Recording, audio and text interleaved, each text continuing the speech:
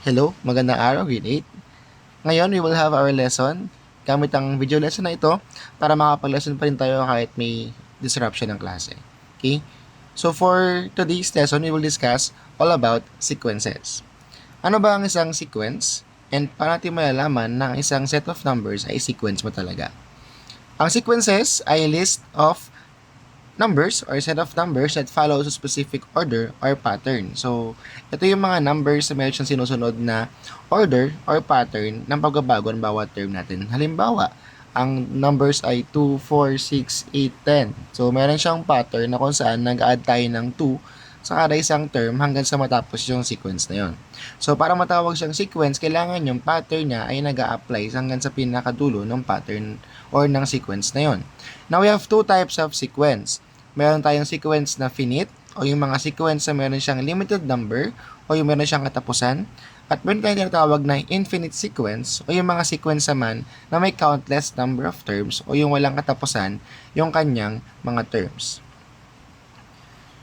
Halimbawa, sa finite sequence, yan nasa screen nyo ngayon. So, we have 3, 6, 9, 12. So, hanggang 12 lang yung sequence na yan. And for the other one, we have 8, 10, 12, 14, and so on hanggang 30. So, meron pa rin siyang katapusan, which is yung 30. On the other side, we have our infinite sequence. Ito naman yung mga sequence na kung makikita nyo, yung pinakadulo niya ay tatlong tuldok lang. Ibig sabihin nun, ellipsis siya, or meron siyang mga numbers na hindi na nakalagay dyan. So, sobrang dami nito. Okay? So, we have 5, 10, 15, 20, and so on. Ayan yung mga kasunod pa niya na hindi na lang na isa-isa kasi sobrang dami nga at wala siyang katapusan. So, may nakita kayong mga sequence na walang number sa dulo, ang nakalagay lang yung tatlong tuldok, ayun ang isang infinite na sequence. Now, bukod sa types ng sequence, we also have the arithmetic and geometric sequence. Ito naman yung iba't ibang form ng ating sequence. No? So, ang arithmetic sequence ay a list of numbers na kung saan meron siyang fixed number na nakukuha by either adding or subtracting. So, ginagamit natin ang addition subtraction kung paano nagbabago yung mga terms natin. So, ang tawag sa number na yon ay ang common difference. Halimbawa, yung 2, tapos 4, tapos 6, tapos 8. So, yung mga numbers na 2, 4, 6, 8, nag-add tayo ng 2. So, yung 2 plus 2 naging 4. 4 plus 2 naging 6. 6 plus 2 naging 8. So, dahil nag-add tayo, ang tawag sequence na yon ay arithmetic sequence. Same din kapag tayo po ay nagmaminus. Halimbawa, yung 10, naging 8, naging 6, naging 4, nagmaminus tayo ng 2. So, arithmetic sequence pa rin tawag sa kanya. As long as tayo ay nag-add o nag-subtract ng isang fixed number. On the other hand, meron tayong tinatawag na geometric sequence. Ito naman is yung pattern ay ginamitan natin siya ng multiplication or division. At ang tawag sa number na yon na ginamit nyo for multiplying and dividing ay common ratio. Halimbawa, yung 2 ay naging 4, tapos after ng 4, naging 8 na siya. So, ang nangyari doon, 2 times 2, 4, 4 times 2, 8. 8 times 2, 16. So, yung sequence natin, pataas siya ng pataas, pero hindi tayo nag-add. Ang nangyari, nag-multiply tayo. So, kapag ganon, ang tawag sa sequence na yon ay geometric sequence. Same din sa pag-divide. So, halimbawa, yung 100 naging 50. Yung 50 naging 25. So, ang nangyari doon, nag-divide by 2. No? So, kapag naman din ganun din siya, ay din po ay under ng geometric sequence. Ngayon ang mga sequence, since meron siyang pattern, meron tayong pwede magawang shortcut dito para makuha natin yung parang pinaka-formula pag pinahanap sa atin ni sir or ni ma'am ang mga nawawalang parts or nawawalang terms ng isang sequence. Ang tawag sa formula na yon ay ang rule of a sequence. Ang rule ng isang sequence is yung kanyang pinaka-formula or pinaka-pattern niya na kung saan mahanap natin ng isang n term. Pag sinabing n term, ito yung term na pinapahanap sa atin. Halimbawa, pinapahanap sa atin ang pang-10 term. So, ang ating n term is yung 10th term. Kapag naman pinapahanap yung pang-20 na term, so 20th term ang ating magiging n term. So, ang ginagamit natin na variable and expression para sa n term ay a na may letter n sa baba. Ang basa dyan ay a sub n. Ulit, ang basa dyan ay a sub n. Ngayon, we have two different formulas para sa arithmetic sequence. Ito yung formula na kailangan nyong gawin muna or hanapin para makapagkuha tayo ng isang n term. Kapag ang ating pong ginamit na operation for the sequence ay addition, nag-a-add tayo para makuha yung next number, ang formula natin ay sa bandang taas. Ito yung a sub n equals a sub 1 plus d times n minus 1. Tandaan nyo ang formula na to dahil sa exam nyo, bawal kayong tumingin sa kahit anong formula. So, kailangan memorize nyo po ang mga formula na ito. Kapag naman minus ang ginamit, so ang ating formula ay a sub n equals a sub 1 minus d times n minus 1. So, nag-iiba lang sila ng operation sa d. May plus d, merong minus d. Pero lagi n minus 1 ang kasama ng d na yan. Ano ba yung mga letters na nandyan? Ano ba yung sabihin ng mga yan? So, yung a sub n yung ating hinahanap. So, hindi siya nababago. Ang dalawang number lang na kailangan yung baguhin dito is yung first term, yung a sub 1, at yung d or yung common difference. Ano ba ang a sub 1? A sub 1 is yung first term. Ito yung number na unang nakalagay sa given sa inyo. So, kung ano uno nyo nakita ng number, yun ilalagay nyo sa a sub 1. And, yung d naman, ito naman yung common difference. So, ano ba yung ginagawa nyo?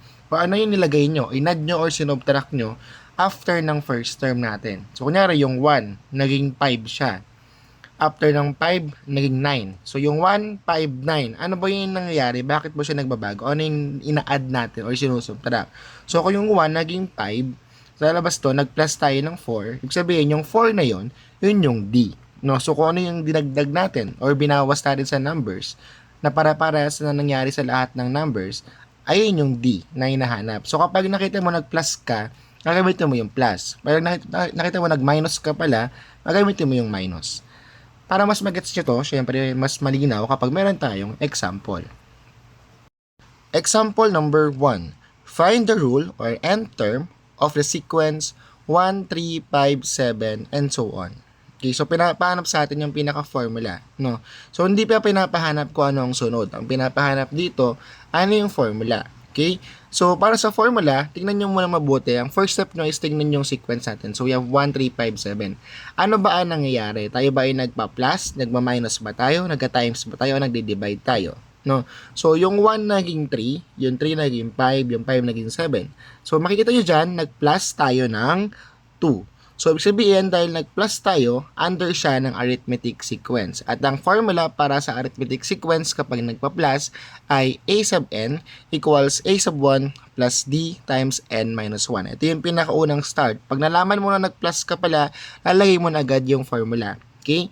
So, aside sa ating formula, ang kailangan mo lang baguhin dyan is yung a sub 1 tsaka yung d. The rest na nasa formula, kailangan mo lang siyang kopyahin. So, we bring down natin si a sub n equals. Kinopy lang ni sir, no? So, yung a sub 1 na katapat dito, ang gagawin mo, hahanapin mo kung ano ba yung unang number na binanggit sa sequence natin. So, ang unang number na binanggit dyan ay 1. Ayun yung ating papalit sa a sub 1. So, magiging 1 na tong part na to.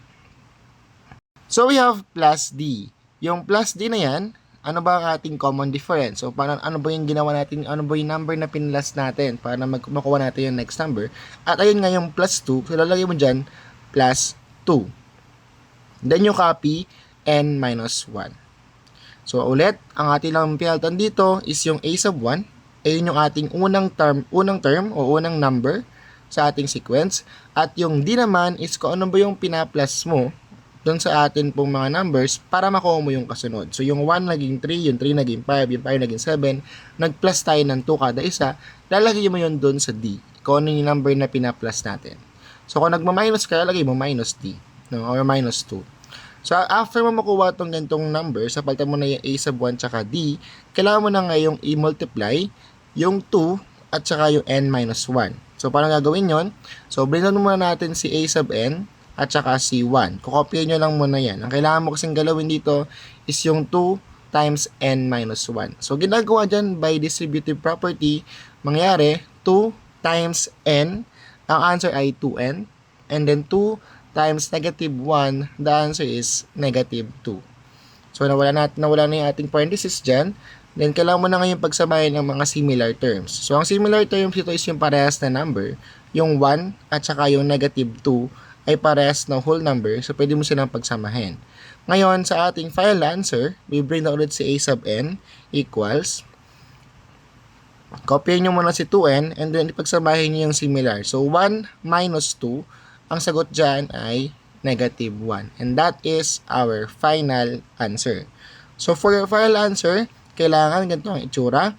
Una muna si a sub n equals, tapos unahin nyo rin si n, yung variable na n na yan, dapat nasa unahan. And then, yung sagot, pag pinagsama nyo, yung whole numbers ay nasa susunod after ni n na variable. Okay? So, kung plus man yan, 2n plus 1, lagay nyo. Kung minus po, 2n minus 1. Okay? And then, for this one po, ito yung ating sagot or the rule for the sequence na 1, 3, 5, and 7.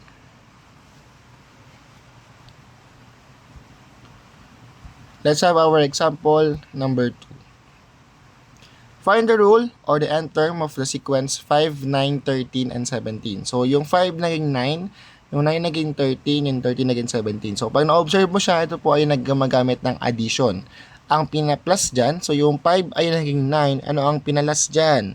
Ang pinalas dyan ay 4. So, nagka-add tayo ng 4. Tandaan nyo agad yung 4 na yun kasi yun yung D nyo. No? So, for our formula, ito yung ating formula, a sub n equals a sub 1 plus d times n minus 1. So, lalabas dito, for our formula, ang ating a sub 1 is yung unang number, yun po yung 5. No, yung unang number na binanggit sa sequence natin. And then, sabi ko nga kanina, nagpa-plus tayo ng 4, kada isang number, based sa ating observation. So, yun po yung ating d. Lalagay mo dyan plus 4. Then, copyin mo lang si n minus 1.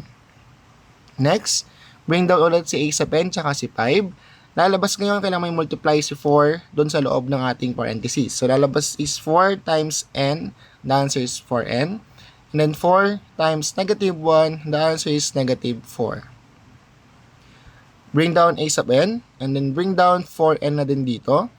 5 minus 4 ang naiwan sa taas. 5 minus 4, the answer is positive 1. So, ang ating sagot dito ay a sub n equals 4n plus 1 as the rule of the sequence 5, 9, 13, and 17.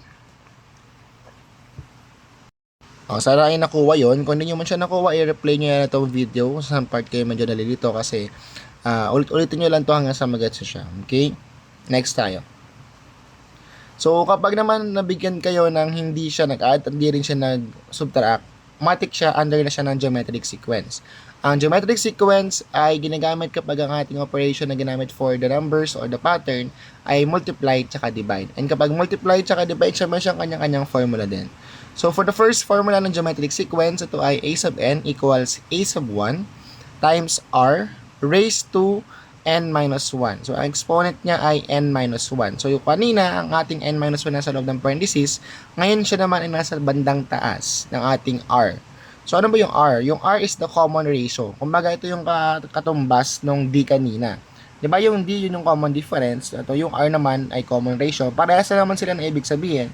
Magkaiba lang sila ng pinaggagamitan. So, kapag arithmetic, ang tawag ay difference. Kapag geometric naman tawag ay ratio. Pero ang ratio or common ratio is yung number din na ginamit mo para baguhin yung term. So, kunyari, nag-times 3 ka ba? Nag-times 4 ka ba? So, yun ay common ratio. No? So, kapag naman division ang ating ginamit, so ang ating formula ay a sub n equals a sub 1. May a sub 1 dito guys ha. Wala. Ayan. Pakilagay lang ng a sub 1 sa bandang taas ng bura ko ata dito. So, may a sub 1 sa formula. A sub 1 over r times n minus 1. So, yun yung ating formula para sa division. So, yung nasa taas ay multiplication, nasa baba naman ay division. So, para mas mag-gets kung paano ginagamit yan, let's have our example, number 3, para sa sequence ito. So, find the rule or end term of the sequence 3, 6, 12, and 24. So, makapansin nyo dyan, hindi na siya nagpa-plus, no? Kasi yung 3 naging 6, o pwede siyang plus 3, pero yung 6 kasi naging 12 na siya. So, hindi na siya plus 3. So, nangyari dyan, nagta-times tayo sa isang number. So, yung 3 naging 6, yung 6 naging 12, yung 12 naging 24, nag-times tayo sa 2. Dahil nag-times tayo sa 2, ibang formula ng ating gagamitin. Hindi na siya tulad doon kanina na plus lang. Ito kasi ay nagta-times. Dahil nag-times tayo, ang formula niyan ay a sub n equals a sub 1 times r raised to n minus 1. Mukha naman itong mahirap pero madali naman siyang sagutan. Ang kailangan mo lang palitan dito is yung a sub 1 tsaka yung r. So, ang ating a sub n, bring down nyo lang. A sub 1 is yung ating paring first term. Tandaan nyo, minakita kayong a sub 1 first term yon. So, pag sinabing first term, yun yung unang number na nabanggit sa ating given. So, ang unang number dyan ay 3. Lagay niyo po yung 3 dyan. Okay? Ngayon, ano yung R? Yung R naman po is yung number na ginamit mo para mabaguhin natin yung number na susunod. So, yung 3 naging 6, yung 6 naging 12, nag-times tayo sa 2. Dahil nag-times tayo sa 2, lalagay mo yung 2 dun sa loob ng R. So, magiging times 2 siya. Kasi nga, nag-times tayo ng 2 kada isang number. And then, copy mo lang naman si n minus 1. And that is our final answer. Huwag nyong i-multiply yung 3 tsaka 2 ha. Hindi sila pwede i-multiply kasi yung 2 ay may exponent na n minus 1. So, hindi sila pwedeng ma-multiply. Okay? So, 3 times 2 raised to n minus 1 is our final rule for this sequence. Hindi madali lang naman siya. Abatan mo lang yung a sub 1 tsaka yung r. Yung a sub 1, yung unang number. Yung r is kung paano naging 6 at paano naging 12 yung mga sumunod na number dyan, gawa yan ng times 2. So, yun ang ating sagot sa number 3. Let's go with number 4. Okay, sa number 4, ito naman ay 40, 20, 10, tsaka 5. Hindi ko naman bakit nawawala yung a sub 1 sa taas. Palagyan lang ako guys ng a sub 1 sa taas ng formula ha. Nabubura ata siya dito sa tablet ko. Okay, so ang formula niyan ay a sub n equals a sub 1 over r times n minus 1. So ngayon, ang atin pong gagawin, papatuloy lang naman sa yung formula natin. Yung a sub 1 is yung number sa taas, yun yung 40. Ilagay niyo yung number na yan sa taas po ha, sa pinakauna. Dahil po, ang ating formula ay naka-division na. Bakit siya division? Kasi 40 naging 20, naging 10, naging 5. So, ano nga yan? Divide by 2 siya. Dahil divide by 2, ang ating formula dapat naka-divide din. Kasi divide nga yung ating ginamit. So, pag naka-divide yan, meron tayong division bar o division line or yung over na tinatawag natin. No? So, ilalagay niyo yung first term o yung unang number sa taas. Ay yung 40. Hindi gawa kayo ng guhit.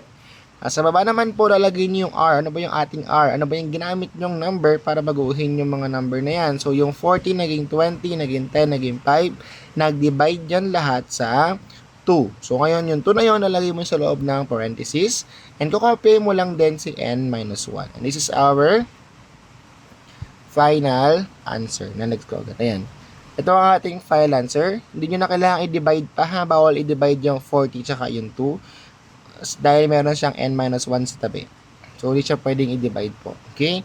So, ito na yung ating final answer sa number 4. Ulit po, ang ginawa lang dyan ni sir, yung unang number sa ating sequence, yung 40, kinopya ko lang po, nilagay ko po sa taas. And then, yung 40 po, naging 20, naging 10, naging 5. Bakit siya naging ganon? Isipin nyo po yung pattern. Ang maisip nyo dyan, siya po ay nag-divide by 2. So, lalagay mo yung divide by 2 na yon sa baba ng 40, and kukopy mo lang po si n minus 1. That is our final answer. Kapag napansin nyo naman na divide by 3 siya, divide by 4 siya, edi lalagay nyo po 3 o kaya po 4. Okay, so yung ganun po gumawa ng rule ng isang sequence. Ngayon naman, paano siya ina-apply o paano ginagamit ng isang rule? So let's have the discussion kung paano inahanap ang nth term. Okay?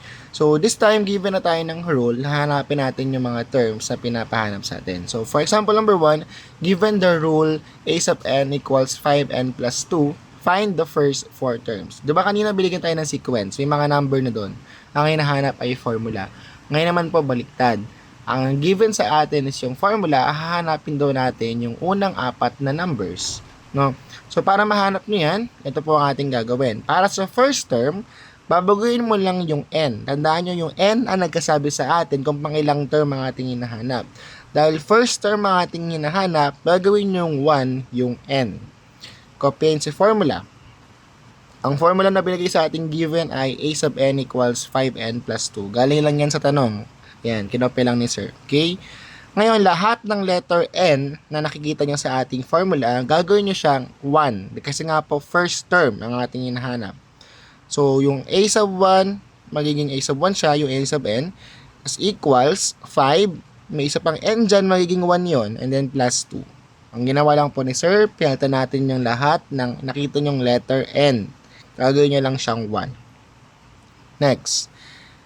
Yung 5 na may 1 sa tabi, sabihin yan 5 times 1, ang sagot sa 5 times 1 ay 5. So, magiging 5 siya and then plus 2. 5 plus 2, napakahirap niyan, no? Kaya-kaya nyo naman siguro yan. 5 plus 2 is 7. That is our answer for the first term. Ngayon, kapag second term na hinahanap, syempre dahil second term na siya, babaguhin mo yung n. Gagawin mo siyang 2. So, kung pang ilang term nga po ang hinahanap, yun po ang number ng n. Okay? So, dahil po second term na, n equals 2, same lang gagawin natin. Kukopyahin nyo yung formula na binigay sa taas. And then, papalitan nyo po lahat ng n, gagawin siyang number 2. So, magiging a sub 2 equals 5 times 2 plus 2. So, copy ulit si a sub 2. Ang 5 times 2 ay 10. And then, copy ulit yung plus 2. Ang 10 plus 2 ay 12. So, mayroon tayong 7, mayroon tayong 12. Okay, for our third term, kapag pangatlo na hinahanap, ito po ay 3. So, n equals 3. So, copyin yung formula. Papalitan yung n, gagawin mo siyang 3. Ang 5 times 3 ay 15. 15 plus 2, the answer is 17. The answer po sa sa ating third term ay 17. And for the fourth term, dahil pang pinapahanap sa atin ay find the first 4 terms, so 4 po ang ating hahanapin. So para sa fourth term, same lang ang gagawin, copyin si formula, papalitan nyo po yung n, gagawin siyang 4. Kasi pang-4 na po tayo. So magiging 5 times 4 siya. Ang 5 times 4 ay 20. And then 20 plus 2, the answer is 22. So our first 4 terms are 7, 12, 17, and 22. So, napansin nyo dyan, mayroon tayong pattern of addition ng 5. No? 7 plus 5, 12. 12 plus 5, 17. 17 plus 5 is 22. And that is the answer for example number 1. Kapag ang tanong sa inyo ay find the first 4 terms, hahanapin nyo ang first term, second term, third term, and fourth term. Pero pag ang pinapahanap lang naman ay find the third term lang kukunin nyo. Pero pag sinabing first 4, sabihin unang 4. So, hanapin nyo po lahat yung 4. Pag sinabi naman na find the fourth term, o the fourth term lang kukunin. Okay? So, kung anong pong term ang pinapahanap, babaguhin nyo lang po yung n. Gagawin nyo lang siyang kung anong term ang pinapahanap. Example number 2. So, we have the formula or the rule is a sub n equals negative 2n plus 8. Find the first 4 terms. Same lang sa kanina. Ang ating first term ay n equals 1. Okay. So, magiging negative 2 times 1. Negative 2 times 1, the answer is negative 2. And negative 2, or may utang kang 2, plus 8, o nagbayad ka ng 8 pesos, the answer is 6. Okay? Bawal po kayong gamit ng calculator ha. So, just answer the questions na lang po on your own. Nang walang gumagamit ng calculator. Pero kaya nyo naman na yan kasi di naman ganun kataas yung numbers. Okay? Second term po ang n equals 2 natin. So, magiging formula ko copy natin. And then, a sub 2 is equal to negative 2 times 2. Copyahin lang ulit si plus 8. Negative 2 times 2, the answer is negative 4. And then, negative 4 plus 8, the answer is positive 4. Third term, copyahin si formula, babalitan nyo po si n, gagawin nyo siyang 3. So, magiging negative 2 times 3, the answer is negative 6. And then, negative 6 plus 8, the answer is positive 2 as our third term. O, nakapansin nyo po yung mga number, naging 6, 4, 2 siya. Yung ating first term 6, second term 4, third term 2. Ano kaya yung fourth term natin? So, nakapansin nyo po, nagbabawas tayo, diba? So, nagiging minus 2. So, kung ang ating third term ay 2, and then minus 2 yan, at gawa ng pattern, dapat ang sagot mo sa number 4, o the fourth term, ay 0. Ngayon, check natin kung tama ang 0. No? So, fourth term, magiging negative 2 times n. Ang n mo ay 4. So, negative 2 times 4, the answer is negative 8. And negative 8 plus 8, the answer is 0. So, tama naman ang ating pattern. 6, 4, 2, 0. Ayan ang ating first 4 terms sa formulang a sub n equals negative 2n plus 8.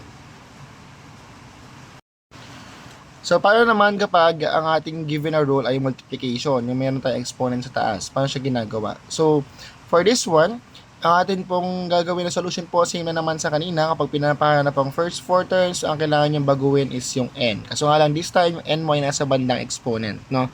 So, for the first term, gagawin mo lang po, kukopy mo ulit siya. Babaguhin mo yung n. Lahat na nakikita mo n, gagawin mo siyang 1. So, magiging 4 times 5 raised to 1 minus 1. Ang 1 minus 1 ay 0. So, 4 times 5 raised to 0. ang 5 raised to 0 magiging 1 siya o makaka-cancel out na kapag 0 ang exponent. I-cancel out nyo na lang siya ng ganon. No? So, mangyayari dyan, 4 na lang po ang ating final answer sa number 1 o sa ating pong first term. So, bakit po naging 4? Kasi nga po, ang mga numbers sa may 0 exponent ay equal yun sa 1. So, magiging 4 times 1 siya or simply 4 na lang. Para mas madali na lang po, pag 0 exponent, i-cancel nyo na lang siya. Kung ano maiwan, yun po ang sagot sa first term. For the second term, so kopyahin yung formula. And then, babalta natin ng 2, yung atin pong n, magiging 2 minus 1 yung exponent. And 2 minus 1 po, the answer is 1. Ngayon, 5 raised to 1. Pag may nakita kayo number na naka-raise sa 1, kukopy nyo lang yung number na yun. So, magiging 4 times 5 lang siya. Same na sila na itsura. So, 4 times 5, the answer is 20 as our second term. So, yung 4 naging 20, ano kaya nangyari dyan? Tingnan natin sa susunod, no? So, for our third term, gagawin siyang 3. So, magiging 4 times 5 raised to n minus 1 or 3 minus 1.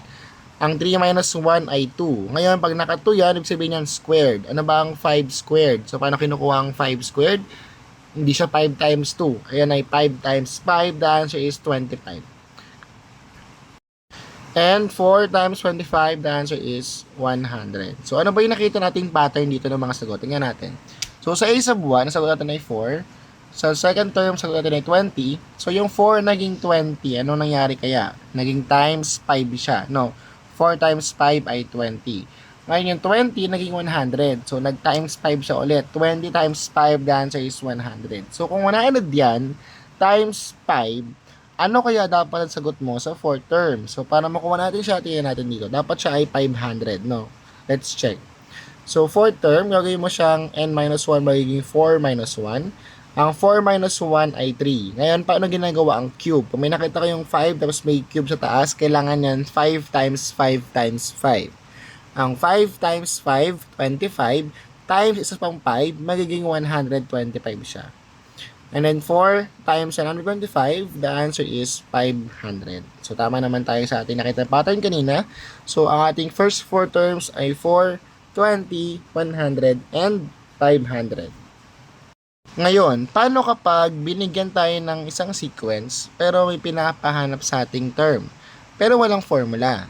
So, ano ating gagawin? So, tulad po sa ating example number 4, what is the 18th term of the arithmetic sequence 13, 16, 19, 22? Ano yung pang 18 na number dyan?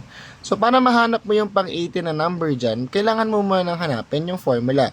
So, ang ating unang gagawin is hanapin yung ating formula. So, ngayon yung 13, 16, 19, 22, ano kaya ang type ng sequence yan? Tingnan natin yung mga numbers. Yung 13 ay naging 16. So, nag-plus siya ng 3. Check muna natin. 16 plus 3, 19. 19 plus 3, 22. Tama naman tayo doon. So, mayroon tayong arithmetic sequence na nagpa-plus ng 3. Dahil arithmetic sequence siya, gawa tayo ng formula. Ito yung formula ng arithmetic sequence. And ang ating pong first term ay magiging 13 kasi yun yung unang number. And then yung d mo ay naging 3. O bakit naging 3 yan, sir? O kasi nga po, yung 13 ay naging 16. So ano nangyari doon? Nag-plus ka ng 3. So lalagay mo doon sa d na yan ay plus 3. No? So kapag nakita mo nag-plus ka ng 4, lalagay mo yung 4. Pero dahil nga 3 ang ginamit, lalagay mo doon ay 3. And then kukopyahin mo lang si n minus 1. Next tayo, yung 3, mamultiply mo sa n, magiging 3n siya. And then yung 3, mamultiply mo sa 1, magiging 3 na lang siya. So, pinakita ko na yan kanina. Yung gumagawa pa ako ng parang rainbow na arrow na tumataas na gano'n. So, 3 times n, 3n. 3 times 1 is negative 3. Next, after makuha yan, so, papagsamahin natin yung 13 tsaka yung negative 3. Ang sagot doon ay 10. Just bring down nyo lang yung 3n. So, 3n plus 10. Bakit naging plus 10? Kasi nga po, 13 minus 3, the answer is 10. Okay. Kasi kinopya ko lang yung 3n sa unahan. Napiyok na si sir. Tapos, kinopya ko lang yung 3n doon sa unahan. Okay, so, yun na po ang ating sagot sa formula pa lang. So, pag ang pinapahanap sa atin ay 18 terms, so hindi pa tayo tapos. After makuha ang formula, papalitan mo ngayon yung n. Gagawin mo siyang 18 kasi nga po 18 term ang pinapahanap. So pag nakuha mo yung formula, papalitan mo si n, gagawin mo siyang 18. Ang mangyari, 3 times 18 plus 10. So ngayon, ng 3 times 18 ay 54. 54 plus 10, the answer is 64 at ayun ang ating final answer. Nawala, ayan. Ang ating final answer ay 64. Sabihin na ang ating 18th term sa sequence na yan ay 64. So pag ganito ang pinapahanap sa inyo ni sir, ulit tayo. Ang una nyo kailangan hanapin is yung formula. So pag nakuha nyo na yung formula, kailangan mahanap nyo yung rule. So yung rule po, ito po yung may nakalagay dyan na 3n plus 10. Ito yung rule natin. Kapag nakuha nyo yung ganyang itsura ng sagot, kailangan mo nang paltan yung n mo, depende sa pinapahanap sa atin. Sa tanong kasi nakalagay, what is the 18th term? So dahil 18th term ang pinapahanap, ang n mo, gagawin mo siyang 18. So yung magiging 3 times 18 siya. Ang 3 times 18 ay 54, plus 10, the answer is 64. That is our final answer. I hope nagagets yan. Kapag hindi pa rin po nagets, pakiulit na lang po ang example na ito ng ulit-ulit hanggang sa magets niyo po ang ginagawa ni sir. If you still have questions, you can send a message po sa GC natin or sa mga GC po ninyo respectively ng mga teachers niyo po sa grade 8. Number 5, this will be our last example. Solve for the 12th term of the arithmetic sequence 99, 87, 75, 63. So nabanggit naman dyan, ito po ay isang arithmetic sequence at pag napansin nyo, yung mga numbers po ay papalit ng paliit or pa-decreasing yung kanyang order, ibig sabihin po yan, nagma-minus po tayo. No, pag bumaba siya ng bumaba. Ngayon, ano kaya yung mina-minus natin ng number? So, 99 naging 87. Anong minus doon? Nagma-minus tayo ng ilan? Ilan kaya yun? 12. No? So, 99 minus 12 is 87. 87 minus 12 is 75 and so on. So ngayon po ang formula ay minus D, no? So yung a sub 1 mo, yun yung 99, yun yung unang number na binanggit doon sa tanong. And then yung d naman po is yung 99 natin, naging 87 siya, nagma-minus tayo ng 12. So kung minus 12 yan, nalagay mo dyan minus 12. Then yung 12 po natin na minus na yan, nalagay mo yan sa loob ng n at saka sa 1, mag-multiply tayo. So, 12 times n ay 12n, and then 12 times negative 1 is positive 12. Bakit naging plus 12 na po yung dulo? Kasi nga po, negative 12 times negative 1 sa loob, the answer is positive 12. So, negative times negative is positive. Next tayo. So, after makuha yan, so magkakaroon tayo ng sagot na 111. Saan galing yon? Yung 99 tsaka 12 pinagsama. 99 plus 12 is 111. Tapos yung negative 12n, binaba lang po sa baba. Kinopy lang siya. And yan ang ating final answer for this formula pa lang. No? So after makuha si formula, papalitan nyo na ngayon si n ng 12 kasi nga po 12 ang ating hinahanap. So magiging 12 times, negative 12 times 12. Negative 12 times 12 is negative 144. So, negative 144 plus 111, the answer is negative 33. At ayan ang ating 12th term ng ating sequence na binanggit dyan sa taas. That is our final answer. Ngayon, kayo naman ang magkasagot. So, magbibigay kami dyan sa inyo, sa GC rin po ng mga questions na under po ng topic nito. Sagutan nyo po yan sa notebook. And we will check kapag tayo po yung nagkapasok na bukas. Okay? So, do this on your notebook. Copy and answer po yung papakita po sa inyo sa GC ng mga tanong. Okay? Stay safe, grade 8. See you again for our class kapag nagkapasok na po.